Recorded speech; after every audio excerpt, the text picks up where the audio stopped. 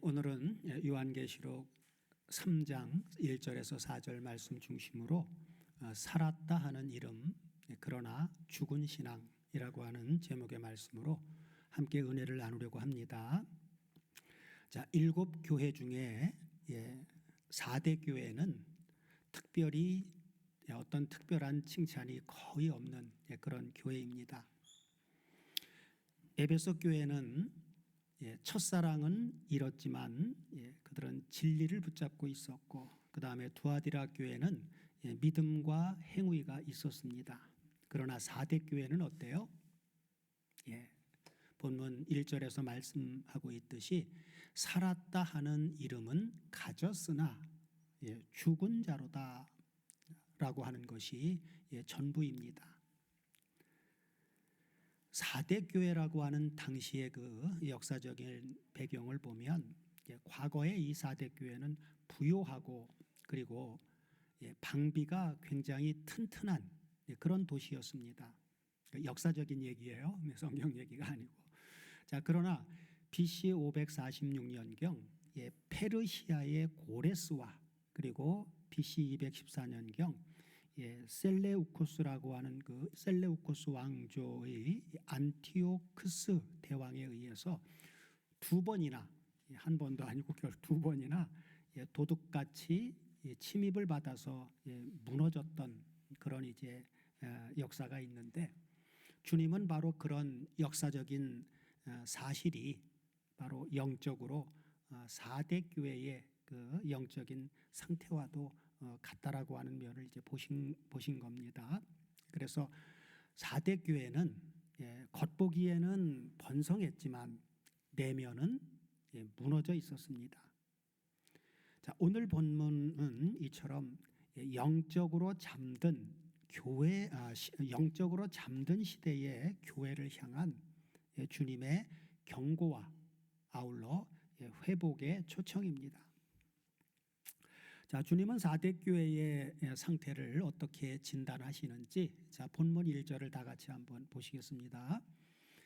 자, 4대 교회의 사자에게 편지하기를 하나님의 7영과 7별을 가진 이가 가라사대 내가 네 행위를 아노니 내가 살았다 하는 이름은 가졌으나 죽은 자로다 하고 말씀하죠.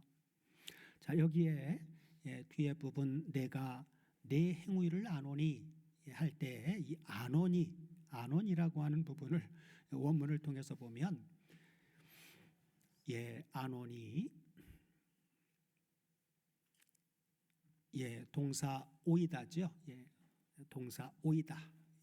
의미가 알다라고 하는 의미가 틀린 건 아닙니다. 자, 오이다 알다의 동사의 직설법 완료 능동태로 나와요. 완료태로 나오고 있죠. 그래서 이것은 단순한 어떤 인지가 아니라 아까도 얘기했듯이 에이돈이라고 하는 동사도 호라우의 과거태라고 얘기를 했는데, 여기 오이다도 바로 이제 동사 알다라고 하는 단어인데, 이 오이다는 이 주님 입장에서 오이다를 썼을 때에는 그분의 주님은 항상 전지하신 분이라 그랬죠. 그분의 전지적 통찰을 의미해 주고 있다라고 하는 것을 우리는 알아야 되겠죠.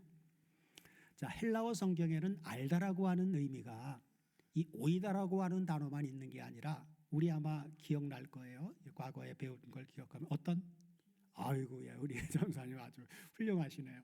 기노스코 하면 항상 뭐가 떠올라요? 옛날에 이제 연합사건 요한복음 14장 20절 또 요한복음 17장 3절 생각나죠. 영생은 유일하신 하나님과 그의 보내신 자 아들 예수 그리스도를 아는 것이라고 할 때 그 아는 것이 기노스코입니다. 그리고 아버지와 주님과 그날에는 아버지와 주님과 우리가 하나인 것을 알리라 할 때 그 알리라도 기노스코라고 하는 단어를 쓰고 있습니다. 그래서 헬라어 성경에는 오이다라고 하는 알다도 있지만 기노스코라고 하는 알다도 있어요. 자, 왜 똑같은 알다는 개념인데 단어를 달리 한다고 했을 때는 그 적용되는 의미가 다르기 때문에 그렇습니다. 자, 기노스코라고 하는 이 단어는 어떤 의미로 알다라고 하는 관계로 그 헬라어에서 적용이 되느냐 하면, 기노스코는 그냥 아는 게 아니라 인격적으로 그리고 관계적으로 관계적으로 그리고 체험적으로 아는데 처음부터 완벽하게 아는 게 아니라 알아가는 것을 의미합니다. 이해하셨죠?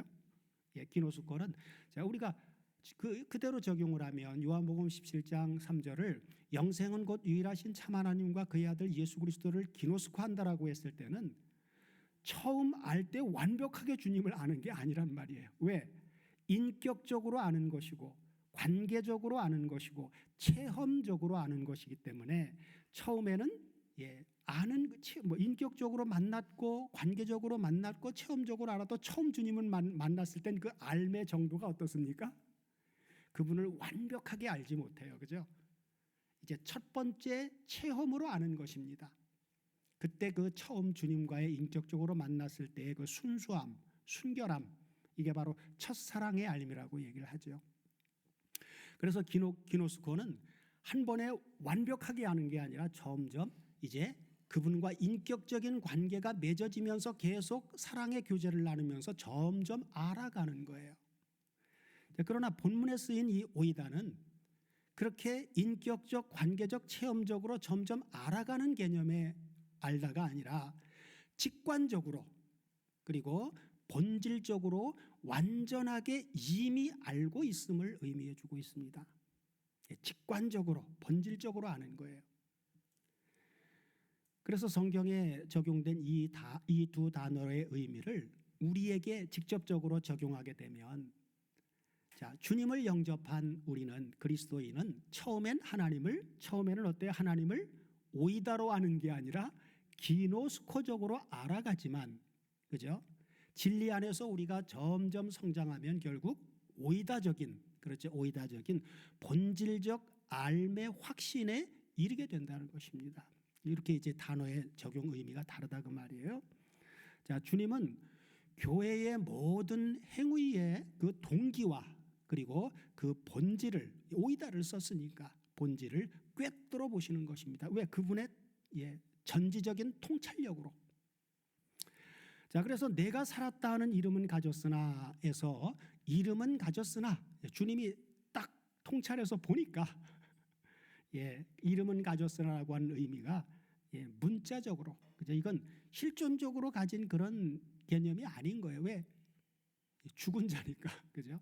그래서 문자적으로 이름을 가지고 있다라고 하는 어떤 명성, 예수님을 믿음으로 행위적인 어떤 믿음을 통해서 어떤 명성을 얻는다든지, 그다음에 평판이 좋다든지, 그렇죠? 이런 외적인 이미지를 의미한다는 겁니다. 이름은 가졌으나 이 4대 교회의 그 이름은 가졌으나라고 하는 그 상태가 그렇단 말이에요. 자, 그래서 겉보기에는 활발하고 생명력이 있는 교회처럼 보여집니다. 겉으로 볼 때는.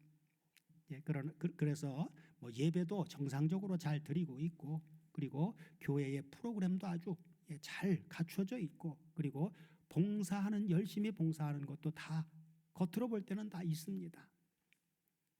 그러나 주님은 4대 교회를 딱 보니까 겉으로는 그렇게 다 하고 있는데 결론이 뭐라고요? 네크로스 A, 그렇죠? 실상은 죽은 자로다 하고 말씀하시죠. 자, 이것은 이 네크로스라고 하는 죽음은 완전히 죽은 걸 말해줍니다. 그래서 우리가 주님을 만나기 전에 에베소서 2장 1절에서 허물과 죄로 죽었다 이렇게 표현을 하죠. 그때 네크로스를 쓰고 있어요. 이건 완전히 죽은 거예요.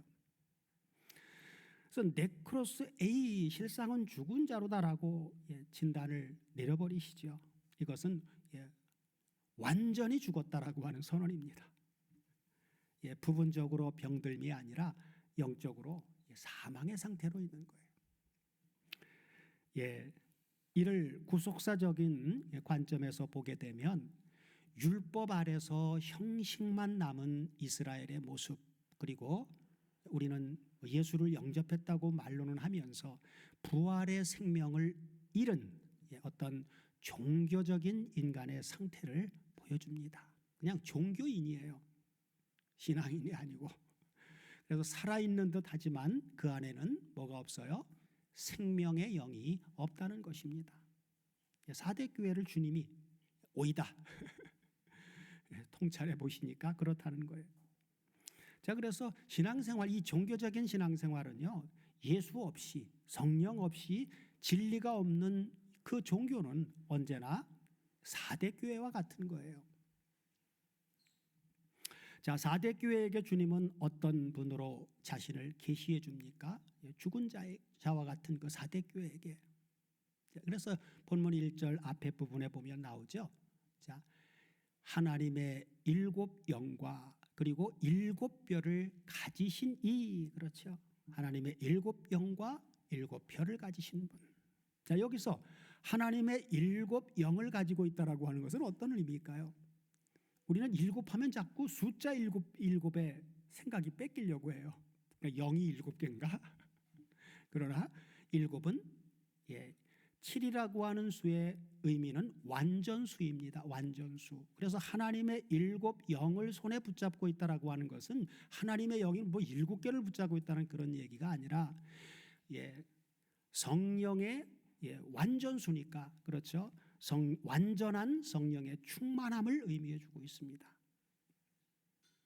그래서 영적 죽음의 상태에 있는 4대 교회를 살리실 수 있는 분, 그러니까 완전한 영적 충만한 상태의 분이 바로 부활한 예수 그리스도, 그런 분이다 그 말이죠. 예수님의 공생에도 성령이 임하면서, 그렇죠, 이는 내 사랑하는 아들이요 내 기뻐하는 자다라고 선포에 이어서 그분은 하나님 아버지와 함께 동행하는 사역을, 공생의 사역을 현실화할 수 있었죠. 자, 그래서 4대 교회, 이제 영적으로 완전히 죽은 상태에 있는 그 4대 교회를 살리실 수 있는 분, 하나님의 7영을 가지고 있다라고 하는 것, 그렇죠. 완전한 성령의 충만함. 그래서 오직 성령과 생명을 가지신 우리 주님만이 죽은 4대 교회를 살릴 수가 있는 것이죠. 자, 또한 7별을 가지고 있다라고 하는 것은 어떤 의미입니까? 7별은 앞서 우리가 나눈 1장 20절에서 7별은 7교회의 사자다, 그렇게 이제 이미 앞서 비밀을 열어주셨죠. 그래서 요한계시록에 등장하는 7교회의 지도자들을 의미해 주고 있죠. 그래서 주님은 그 손에 무엇을요? 7교회의 생명과 그리고 7교회의 지도자들을 꽉 붙잡고 계신 분이다 그 말이죠. 자, 이는 4대 교회의 회복은 어떤 교회의 어떤 인간적인 프로그램이 아니라 주님의 손 안에서만, 그렇죠. 4대 교회가 살아날 수 있는 것은 주님의 손 안에서만 가능하다라고 하는 선언입니다. 주님만이 살릴 수 있어요. 자, 그래서 실상은 죽은 4대 교회에게 주님은 그렇게 진단을 하시고 그걸 고칠 수 있는 처방은 어떻게 내리십니까? 그 첫째는 바로 본문 2절에 나오죠. 자, 본문 2절을 다 같이 보시면 너는 일깨워 그 남은 바 죽게 된 것을 먼저 굳게 하라 하고 말씀하죠. 그리고 이어서 내 하나님 앞에 너의 행위에 온전한 것을 찾지 못하였노니, 그래요. 행위에 온전한 것을 찾지 못했다. 먼저 너는 일깨워 그 남은 바 죽게 된 것을 굳건하게 하라 하고 말씀하죠. 여기에 하라라고 하는 부분을 이 하라 동사도 보면 기노마이의 하라가 기노마이 되다의 명령법 현재, 여기도 중수 디포테로 나옵니다. 명령법 현재는 일회적인 게 아니라 계속된 반복을 이야기해 주고 있죠. 그래서 이것은 단순히 한 번만이 아니라 너 자신을 위해서, 그리고 자발적으로 안 돼요. 수동태니까 누군가에 의해서, 그리고 능동적으로 자신이 영적으로 계속 깨어있는 삶을 살아야 된다고 말씀하시는 거예요. 계속해서, 그죠? 영적으로 깨어있는 삶을 살아야 된다. 자, 그리고 앞에 그 남은 바 죽게 된 것을 이라고 하는 부분을, 원문을 살펴보면 번역이 조금 다시 정정해 줘야 될 부분인데, 남은 바 죽게 된 것을 하니까 사대 교회는 이미 완전히 죽어버린 사람이라고 진단을 했는데 그 남은 바 죽게 된 것을 보면 아직 완전히 죽은 게 아니라 이렇게 생각할 수도 있잖아요, 그죠? 그래서 그 부분을 원문을 통해서 보면 자 타로이파 하 에멜렌 아포 따네인 그래요. 그래서 이 에멜렌이라고 하는 부분이 이제 직설법 미완료를 쓰고 있고, 그리고 이 타로이파는 그 남은 것을 그렇게 번역을 했는데 타로이파는 남은 자들입니다. 남은 자들. 그렇죠. 그래서 남은 자들인데 어떤 남은 자들이 사대교회 전체적으로 보면 죽은 자라고 진단이 됐는데 그 속에 남은 자들이 있었단 말이에요. 그런데 이 남은 자들은 완전히 죽은 게 아니라 여기는 아포따네인을 쓰고 있어요. 아포따네인은 아포따네스코. 그래서 이거는 죽다라고 하는 동사인데 이것은 원문대로 번역을 하면 여기 에멜렌이 직설법 미완료기 때문에 완전히 죽은 게 아니라 죽어가고 있는 거예요. 그렇죠? 그러니까 원문대로 직역하면 죽어가고 있는 남은 자들, 그렇죠? 죽어가고 있는 남은 자들, 복수형을 쓰고 있어서 죽어가고 있는 남은 자들이라고 하는 거예요. 그래서 사대교회 안에는 아직 완전히 사라지지 않은 신앙의 불씨를 가지고 있는 자들이 있었다는 말씀입니다. 전체적으로 보면 이제 죽은 자인데 그 중에 아직 신앙의 불씨가 남아있는 그런 사람들이 있었다라고 하는 말씀이죠. 자, 주님은 사대교회 안에 그래서 여전히 회복될 잔 불씨들의 가능성을 보신 것이죠. 그래서 굳게 하라 에서 굳게라고 하는 이 단어도 동사 스테리조는 굳게 고정시키다라고 하는 의미입니다. 그래서 스테리오의 명령법 과거 능동태로 무너진 신앙을, 그렇죠? 무너진 신앙을 다시 세워서 무너지지 않게 굳게 고정시키라고 하신 말씀입니다. 그죠? 아직 신앙이 무너지기는 했지만 완전히 무너진 건 아니에요. 그러니까 그걸 다시 세워서 고정시키라고 하는 그런 말씀이죠. 그래서 굳게 해주어야 할 죽어가고 있는 신앙의 불씨를 가진 자들은 어떤 사람들인지 이 굳게 하라고 하는 이 단어가 다른 성경 본문에 쓰여진 부분을 보면 바로 이런 상태의 사람이구나, 그걸 잘 드러내주는 구절이 있는데 그게 바로 누가복음 22장 32절입니다. 다 같이 한번 보겠습니다. 자, 그러나 내가 너를 위하여 내 믿음이 떨어지지 않기를 기도하였노니. 그렇죠. 주님이 바로 베드로에게 하신 말씀입니다. 십자가 이전 사탄은 계속해서 12 제자를 밀가부르듯이 계속 까부르죠. 신앙에서 떨어져 나가도록 바람에 풀어요. 베드로가 바로 주님한테 다른 사람은 다 주님을 부인한다고 할지라도 나는 죽기까지 주님을 따라가겠습니다. 그랬을 때 주님이 너가 그러겠냐? 아니다. 다 굴기 전에 3번 나를 부인할 거야. 겟세마네 그 동산에서 기도하시는 그런 상황 속에서 일어난 일이죠. 그래서 내가 너를 위해서 내 믿음이 떨어지지 않기를 내가 기도했다. 주님의 기도는 믿음의 기도예요. 그죠? 주님은 믿음의 기도를 하시기 때문에 반드시 그 기도한 것에 대한 응답을 하나님이 주실 걸 알고 있죠. 그래서 너는 돌이킨 후에 내 형제를 굳게 하라. 스텔이죠. 그렇죠? 스텔이죠. 그렇죠? 형제를 굳게 하라라고 말씀해 주는 이 똑같은 단어가 이제 쓰여져 있죠. 그래서 바로 주님이 베드로에게 하신 이 말씀처럼 주님은 베드로를 위해서 아버지 앞에 기도하고 있었죠. 그 베드로의 신앙의 불씨가 꺼지지 않도록, 그죠? 그리고 나서 그 신앙의 불씨가 다시 살아날 때는 어때요? 성령의 바람이 베드로에게 다시 들어갔을 때, 그렇죠? 신앙의 불씨가 다시 살아나죠. 그러므로 주님의 중보 기도로 회복된 자는, 주님의 중보 기도로 회복된 자는 다른 다른 사람을 굳게 일으켜 줄 수 있는 사명을 갖게 된다는 거예요.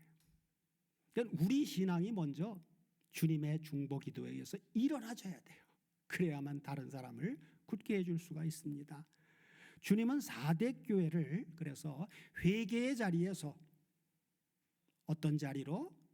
사명의 자리로 부르신 것이죠. 자, 본문 2절 후반부에는 이렇게 말씀해 주고 있죠. 내 하나님 앞에 내 행위에 온전한 것을 찾지 못하였노니 하고 말씀하고 있는데, 여기에서 온전한 것을 이라고 번역된 부분도 원문을 잠깐 살펴보면 온전한 것을이라고 하는 단어가 원형이 플레로예요.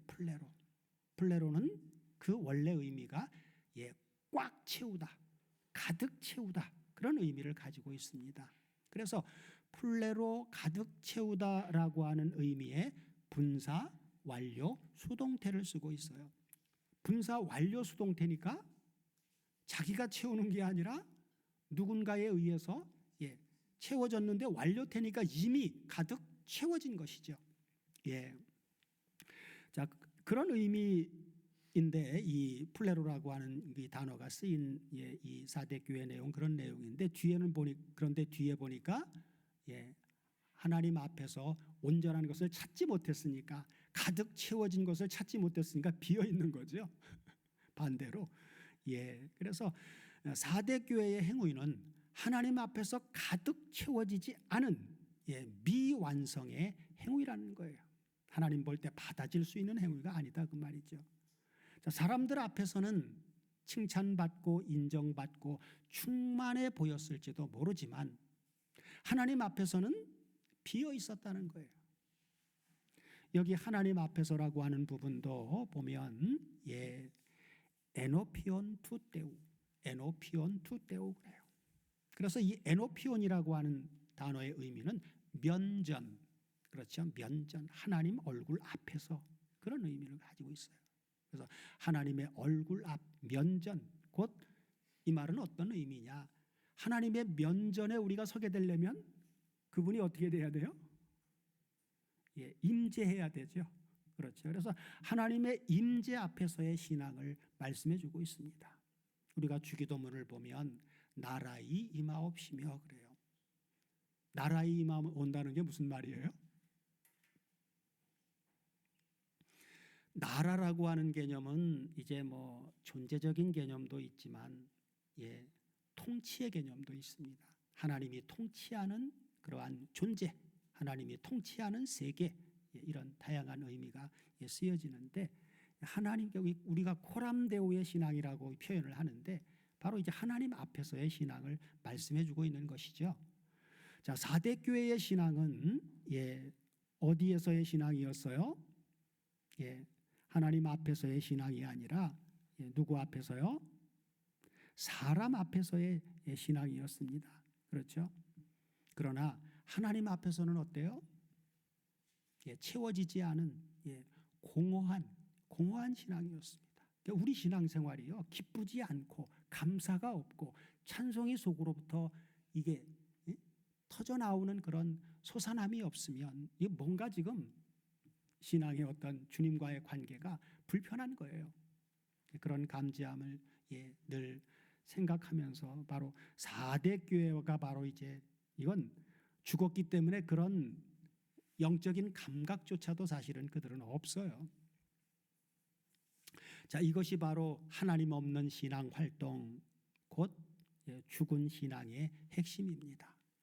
자, 주님의 두 번째 처방은 이제 3절을 보면, 본문 3절을 보시면 이렇게 나오죠. 자, 3절 다 같이 보시면 그러므로 그래요.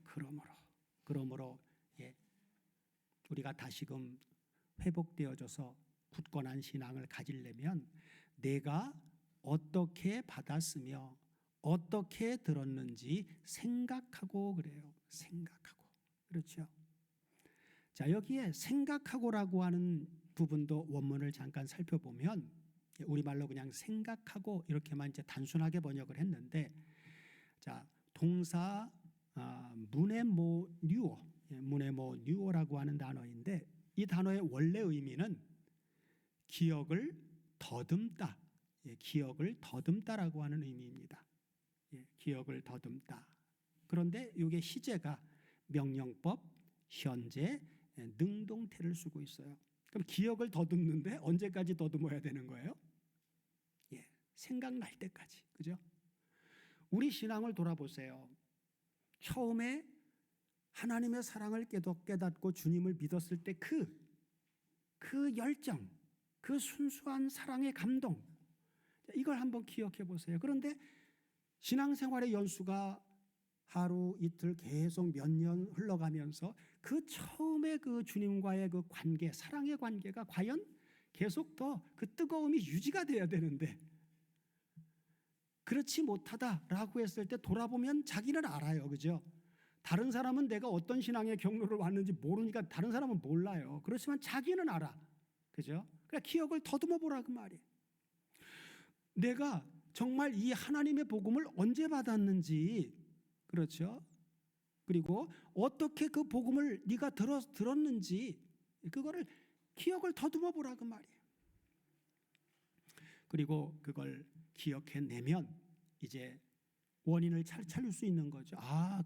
그 사랑의 그 기쁨과 순수한 감동과 열정을 요때 잊어버렸구나. 그러면 거기에서 문제가 발생한 것을 찾으면 어떻게 해야 돼요? 이제 다시 회복을 해야 돼요. 그때로 돌아가야 되죠. 이 잘못된 걸 버려버리고 이제 그 자리로 다시 돌아가야 된단 말이에요. 그리고 그 순수한 복음, 그 순수한 사랑의 기쁨을, 그 복음의 그 기쁨을 다시 찾아서 지켜야 돼요. 그리고 회개해야 되죠. 회개해야 돼요.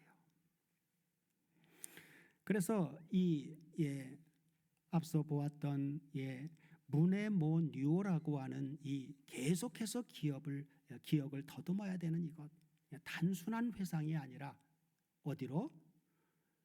복음을 내가 받았을 그 원점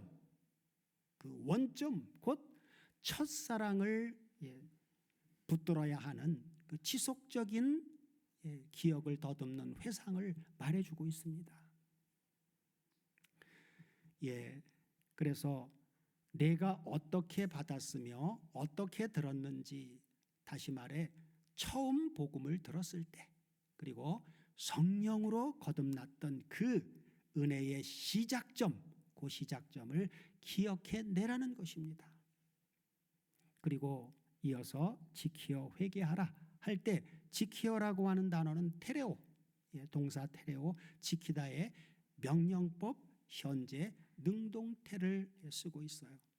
그래서 그걸 찾았다면 이제는 다시금 그 사랑의 원점으로, 복음의 원점으로 돌아가서 이제는 계속해서, 명령법 현재니까 계속해서 이제는 그것을 지키어 회개하라고 하는 말씀입니다. 우리가 그래서 앞서도 회개라고 하는 단어, 메타노에오라고 하는 것은 단순한 후회가 아니라 뭐라 그랬어요? 우리의 언행심사, 그죠? 생각과 삶의 방향을 이제는 완전히 바꾸는 그런 게 바로 회개라고 우리가 앞서도 나눴었죠. 자, 4대 교회의 문제는 그래도 외적으로 나오는 어떤 나쁜 행위가 아니라 그들의 생각이 처음 복음을 받았을 때의 하나님 중심적인 생각에서 사람에게 보이는 사람 중심으로 돌아섰던 것입니다. 어느 날 그렇게 돼버렸어요. 그죠? 그래서 이어서 뭐라고요? 만일 깨어있지 아니하면, 그렇죠? 깨어있지 아니하면 내가 뭐처럼요? 도둑같이 이른다. 도둑같이. 우리가 주님과의 그 처음 사랑의 그 복음의 관계를 계속해서 지키지 못하면 주님이 와서 역사하는데도 몰라요. 왜? 사람 중심으로 돌아가 버리면 눈치 보게 되고 사람하고 비교하게 되고, 그죠? 저 사람은 저런데 난 왜 이래? 자꾸 사람하고 비교를 해. 그러나 주님 중심으로 가버리면 비교의식이 없어져 버려요. 주님은 왜요?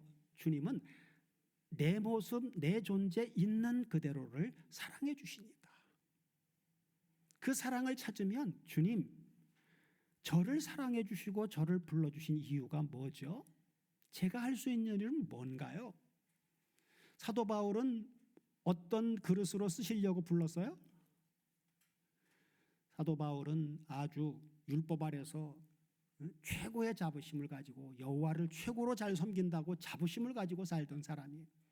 예수 믿는 사람들을 잡아서 옥에 가두고 핍박했던 그런 사람인데 다메섹 도상에서 주님을 만났죠. 그리고 아나니아에게 주님이 찾아가셔서 야, 사울이 지금 금식하고 기도하는 중이다. 너 가서 그에게 안수해 줘라. 그랬더니 아나니아가 뭐라고요? 주님, 예루살렘에서 그 사울이라고 하는 사람이 했던 걸 주님 모르시지 않잖아요. 그가 거기서 행했던 일, 그리고 다메섹으로 온 것도 바로 그리스도인들을 핍박하기 위해서 오는데 내가 어떻게 그 사람한테 가서 안수해 줍니까? 라고 했을 때 주님이 아나니아에게 뭐라고 얘기를 했습니까? 아나니아야, 이 사람 사울은 나를 믿는 사람은 그 믿음의 삶이 얼마나 많은 나 때문에 핍박과 고난을 받을 것인가를 내가 그 사람을 통해서 보여주려고 택한 나의 그릇이야 그랬단 말이에요. 사울은 그렇게 쓰시려고 택했어요. 그러나 저와 여러분들도 그렇게 쓰시려고 택한 건 아니에요. 그건 개별적인 겁니다.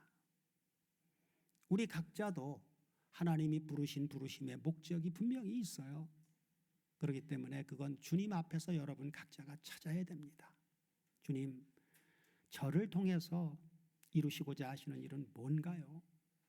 다섬교회라고 하는 공동체 안에서 제가 할 일은 주님 지체로서 제가 할 일은 뭡니까? 우리 가정에서 그리고 직장에서 그걸 다 주님하고의 교제를 통해서 응답을 받고 나면 그때부터는 여러분들은 자유한 삶을 삽니다. 남들과 비교할 필요 없어요. 주님이 하라고 한 일만 충성스럽게 있는 곳에서 잘 해내면 다른 사람처럼 내가 사람들 앞에서 나서서 보이는 칭찬받을 어떤 큰 일이 아니더라도 주님은 잘했다고 분명하게 칭찬하십니다. 그래서 만일 깨어 있지 아니하면 내가 도둑같이 이르리니 모르게 오신단 말이에요. 그러면 그날에 가서 딴짓하고 있다 만나면 얼마나 주님을 기쁘게 만나는 게 아니라 우리 신앙생활이 항상 떠날 준비를 하고 살아야 된다는 게 그죠? 떠날 준비를 하고 사면 언제 오셔도 그죠? 아멘 할렐루야 하면서 갈 수 있잖아요. 그래서 여기 도둑같이라고 하는 호수, 크렙테스 이것도 도둑같이 온다라고 하는 것도 4대 교회의 그 역사적인 사실과 연결되는 거예요.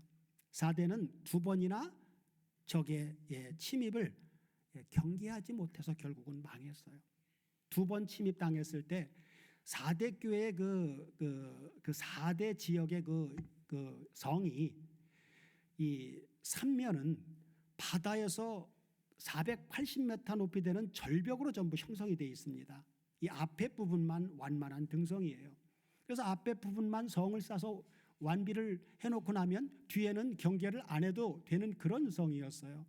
근데 두 번 다 어떻게 침공을 받았냐면 이 훈련받은 병사 하나가 산 그 성 뒤쪽에 서북쪽에 있는 거기는 아주 그냥 단련한 사람은 가까스로 막 등반해서 올라갈 그런 아주 험난한 지역인데 병사 하나가 그리로 올라가서 앞으로 가서 성문에 가 보니까 감히 들어올지 못하는 그런 철옹성과 같은 성벽이었기 때문에 지키는 사람이 없이 다 자고 있었어요. 그래가지고 문을 열어준 결과 두 번 다 그렇게 침입을 당해가지고 그렇게 패했단 말이에요. 그런 것처럼 주님은 바로 그 역사적 4대가 안고 있는 그 역사적 기억을 비유로 사용하시면서 그때처럼 너희가 영적으로 무방비하게 잠들어 있지 말라라고 하는 경계의 말씀을 해주고 있는 것입니다. 자, 끝으로 본문 4절을 보시면 이런 사람들이 있었죠. 그러나 4대에 그 옷을 더럽히지 아니한 자 몇 명이 내게 있어 흰옷을 입고 나와 함께 다니리니 그들은 주님 보실 때 합당한 자인연고라. 합당한 자들도 있었단 말이에요. 그래서 여기 몇 명이라고 하는 부분을 원문을 보면 이 몇 명이라고 하는 것도 자 올리가 오노마타, 올리가 오노마타. 이 올리가라고 하는 이 단어가 의미가 아주 작은입니다. 아주 작은. 그러니까 소수예요. 소수. 아주 작은 몇 사람. 그러니까 수적으로 아주 작은 이름들. 오노마타니까 이름들이 그렇죠. 그래서 주님은 다수의 타락 속에서도 소수의 이름을 기억하고 계신 것이죠. 이 소수는 바로 그들의 흰옷을 더럽히지 않은 자들, 곧 거룩함을 지킨 사람들입니다. 내가 거룩하니 너희도 거룩할지어다 하신 말씀대로 아버지와 주님을 의지하면서 거룩함을 지킨 사람들이에요. 정절을 지킨 사람들이란 말이에요. 자, 신약 성경에서 이 흰옷은 무엇을 상징해 주고 있습니까? 요한계시록 7장 13절 14절을 보면 아주 분명하게 계시록에서 계시해 주고 있죠. 자, 여기는 큰 무리, 하나님 앞에 받아진 큰 무리에 대한 비유인데 장로 중 하나가 응답하여 내게 이르되 자, 이 큰 환란에서 나오는 이 흰옷 입은 자들이 누구며 또 어디서 왔느뇨? 내가 가로되 내 주여 당신이 알리다 하니 그가 나로더러 이르되 이는 큰 환란에서 나오는 자들인데 어린 양의 피에 그 옷을 씻어 희게 하였느니라. 그렇죠. 예수 그리스도의 대속의 은혜를 통해서 칭의, 의롭다, 예수 안에서 의롭다고 여겨진 사람들이에요. 그 처음 은혜를 잊어버리지 않고 그 칭의의 그 의로움, 하나님으로 말미암아 은혜로 덧입혀준 이 하나님의 의를 계속해서 잊어버리지 않고 산 사람들이란 말이에요. 끝까지 지킨 사람들. 자기 의를 내세우려고 중간에 사람의 생각으로 돌아간 사람들이 아니라, 그죠? 자, 그리고 계시록 19장 7절 8절도 같이 보시면 우리가 즐거워하고 크게 기뻐하여 그에게 영광을 돌리세. 그러면서 어린 양의 혼인 기약이 이르렀고 그 아내가 예비하였으니, 어린 양의 아내들이죠. 그에게 허락하사 빛나고 깨끗한 세마포 옷을 입게 하였은즉, 세마포가 바로 흰옷이란 말이에요. 그죠? 이 세마포는 뭐라고요? 흰옷은 성도들의 옳은 행실이로다 하더라 하고 말씀하죠. 자, 이 말씀대로 흰옷은 언제나 뭘요? 칭의와 그에 합당한 인격과 그리고 의로운 믿음의 행위를 상징해 주고 있습니다. 구원받았다 하고 막 사는 거, 그건 구원받은 게 아니에요. 그건 잘못 구원받은 것입니다. 그래서 칭의 시작과 그에 합당한 하나님의 은혜로 의롭다함을 얻었다면 그에 합당한 하나님의 은혜에 합당한 삶, 그건 인격이 바뀌어야 되고, 그렇죠? 그의 삶이 의로운 믿음의 행위, 그렇죠? 믿음의 행위를 말해주고 있죠. 그래서 이 흰옷을 입은 사대교회 그 소수의 이 사람들은 세상과 타협하지 않고 신앙의 순결, 신앙의 정절을 지킨 사람들입니다. 그 결과 주님은 약속하지요. 그들은 흰옷을 입고 누구와 함께 다닌다고요? 주님과 함께 다니리니. 그렇죠. 다니는 게 미래태를 쓰고 있어요. 앞으로 미래에 다닌다. 주님과 함께 다니려면 흰옷을 입어야만 다닐 수가 있어요. 그 옷을 더럽히면 같이 못 다닙니다.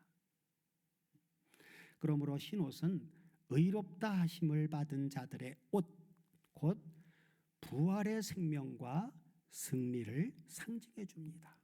부활의 생명과 승리를.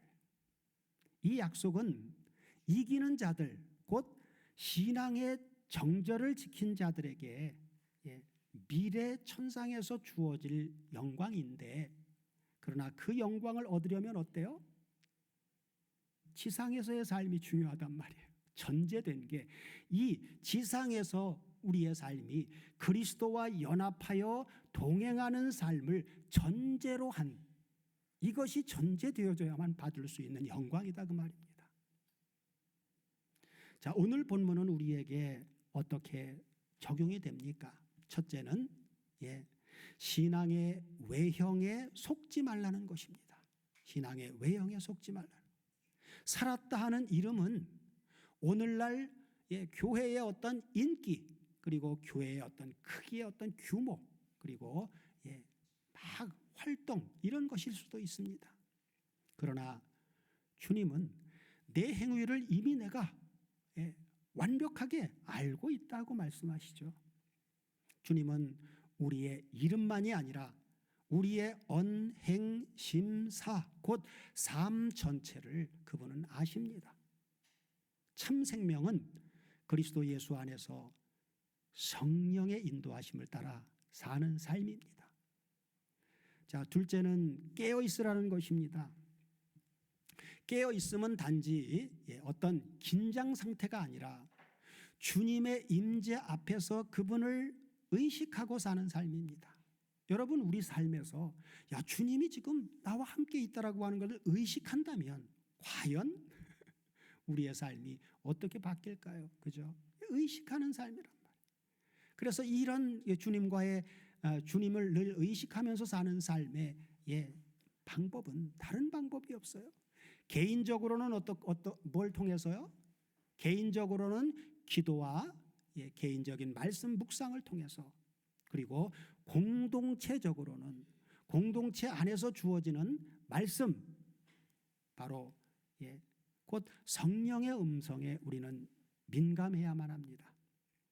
깨어있으라 하신 말씀은 나와 함께 너는 살아있으라 라고 하는 주님의 초청입니다. 그리고 셋째는 죽어가고 있는 신앙의 불씨를 굳건히 하라고 하는 것입니다. 혹시 우리의 믿음이, 우리의 사랑이 식어지지는 않았습니까? 주님은 오늘도 아직 남은 불씨가 있다면 내가 그 불을 다시 살려주리라 하고 말씀하고 있습니다. 우리가 해야 할 일은 바로 뭐예요? 회개와 주님을 붙드는 것입니다.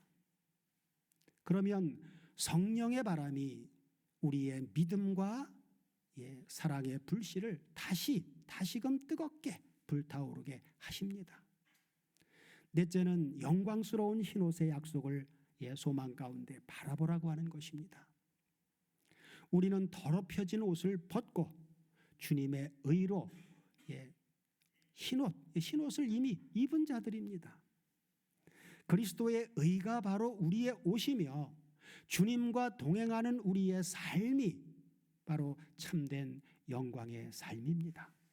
사랑하는 다솜교회 가족 여러분, 4대 교회의 문제는 곧 형식화된 기독교, 부활 생명을 잃은 신앙입니다. 다시 말해 복음의 능력을 잃어버린 교회입니다. 구속사적으로 4대 교회는 종교개혁 이후에 형식적 개신교 시대를 상징하기도 합니다. 말씀은 있었으나 성령의 능력과 그리고 거룩한 의의 열매가 사라진 교회 시대 말입니다. 그러나 주님은 여전히 오늘도 소수의 남은 자들을 두셨다는 것입니다. 그리고 아주 작은 몇 이름들, 그 작은 무리를 통해서 지금도 구속사의 흐름을 계속해서 이어가고 계십니다. 하나님은 언제나 다수가 아니라 소수의 남은 자들을 통해서 역사하십니다. 그러므로 우리는 형식적인 신앙에서 이제 깨어나 그리스도 예수의 생명 안에서 정말로 살아있는 교회, 살아있는 성도가 되어야만 합니다. 우리 모두로 에베소서 5장 14절에서 사도 바울을 통해서 하신 말씀처럼 그러므로 이르시기를 잠자는 자여 깨어서 죽은 자들 가운데서 일어나라, 그리스도께서 내게 비추시리라 하셨느니라 하신 권고의 말씀처럼 형식적인 신앙의 잠에서 깨어 부활의 첫 열매가 되신 주님과 함께 이제는 벌떡 일어나서 이 어두운 세상에 빛을 비추는 선한 행실을 통해 하나님 우리 아버지께 날마다 영광 돌리는 삶을 살아갈 수 있도록 해주시기를 우리 주 그리스도 예수의 이름으로 축원드립니다.